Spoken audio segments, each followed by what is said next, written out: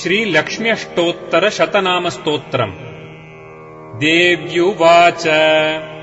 देवदेव महादेव त्रिकालज्ञमहेश्वर करुणाकर देवेश भक्तानुग्रहकारक अष्टोत्तरशतम् लक्ष्म्याः श्रोतुमिच्छामि तत्त्वतः। ईश्वर उवाच देवि साधु महाभागे महाभाग्यप्रदायकम्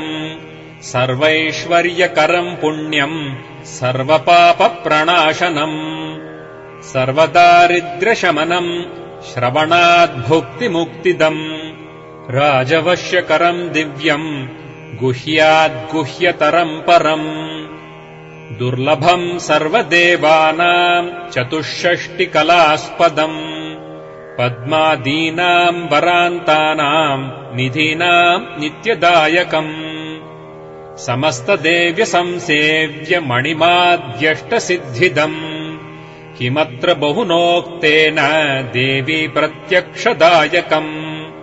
तव प्रीत्याद्य वक्ष्यामि समाहितमना शृणु अष्टोत्तरशतस्यास्य महालक्ष्मीस्तु देवता क्लीम् बीजपदमित्युक्तम् शक्तिस्तु भुवनेश्वरी अङ्गन्यासः करन्यासः स इत्यादि प्रकीर्तितः। ध्यानम् वन्दे पद्मकराम् प्रसन्नवदनाम् सौभाग्यदाम् भाग्यदाम् हस्ताभ्यामभयप्रदाम् मणिगणैर्नानाविधैर्भूषिताम् भक्ताभीष्टफलप्रदाम् हरिहरब्रह्मादिभिः सेविताम् पार्श्वे पङ्कजशङ्खपद्मनिधिभिर्युक्ताम् सदा शक्तिभिः सरसिजनयने सरोजहस्ते धवलतराम् शुकगन्धमाल्यशोभे भगवति हरिवल्लभे मनोज्ञे त्रिभुवनभूतिकरि प्रसीद मह्यम् प्रकृतिम् विकृतिम् विद्याम् सर्वभूतहितप्रदाम् श्रद्धाम् विभूतिम् सुरभिम् नमामि परमात्मिकाम् वाचम् पद्मालयाम् पद्माम् शुचिम् स्वाहाम् स्वधाम् सुधाम्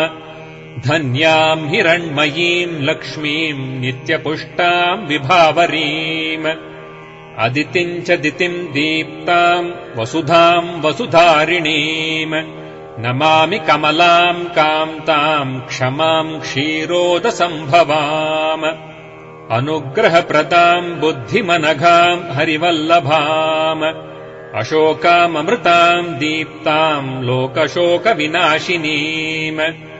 नमामि धर्मनिलयाम् करुणाम् लोकमातरम्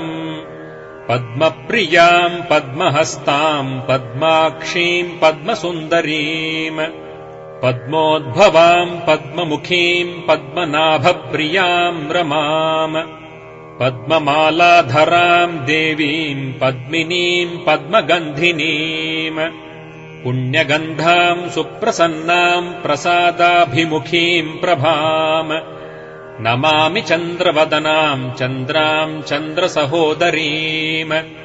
चतुर्भुजाम् चन्द्ररूपाम् इन्दिराम् इन्दुशीतलाम् आह्लादजननीम् पुष्टिम् शिवाम् शिवकरीम् सतीम् विमलाम् विश्वजननीम् तुष्टिम् दारिद्र्यनाशिनीम् प्रीतिपुष्करिणीम् शान्ताम् शुक्लमाल्याम् वराम् श्रियम् भास्करीम् बिल्वनिलयाम् वरारोहाम् यशस्विनीम्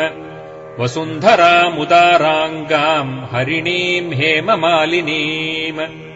धनधान्यकरीम् सिद्धिम् स्त्रैणसौम्याम् शुभप्रदाम् नृपवेश्मगतानन्दाम् वरलक्ष्मीम् वसुप्रदाम् शुभाम् हिरण्यप्राकाराम् समुद्रतनयाम् जयाम्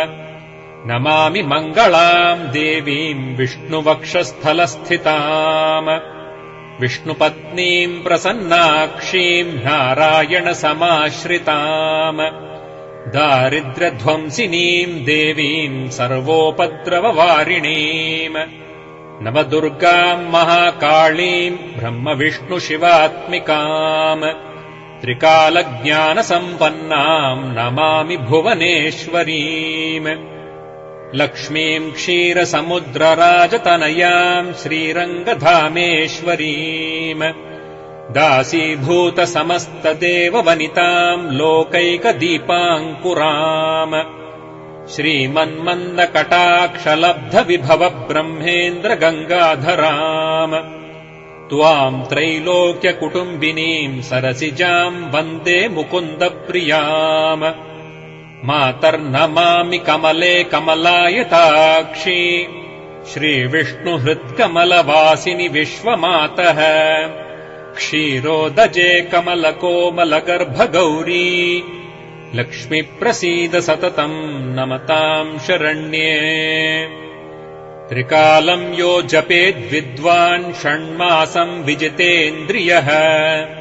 दारिद्र्यध्वंसनम् कृत्वा सर्वमाप्नोति यत्नतः देवि नाम सहस्रेषु पुण्यमष्टोत्तरम् 100 येन श्रियमवाप्नोति कोटिजन्म दरिद्रतः भृगुवारे 100 धीमान् पठेद्वत्सरमात्रकम् अष्टैश्वर्यमवाप्नोति कुबेर इव भूतले दारिद्र्यमोचनम् नाम स्तोत्रमम्बापरम् 100 येन श्रियम् अवाप्नोति कोटिजन्म दरिद्रतः भुक्त्वा तु विपुलान् भोगानस्याः सायुज्यमाप्नुयात् प्रातःकाले पठेन्नित्यम् सर्वदुःखोपशान्तये पठंस्तु चिन्तयेद्देवीम् सर्वाभरणभूषिताम्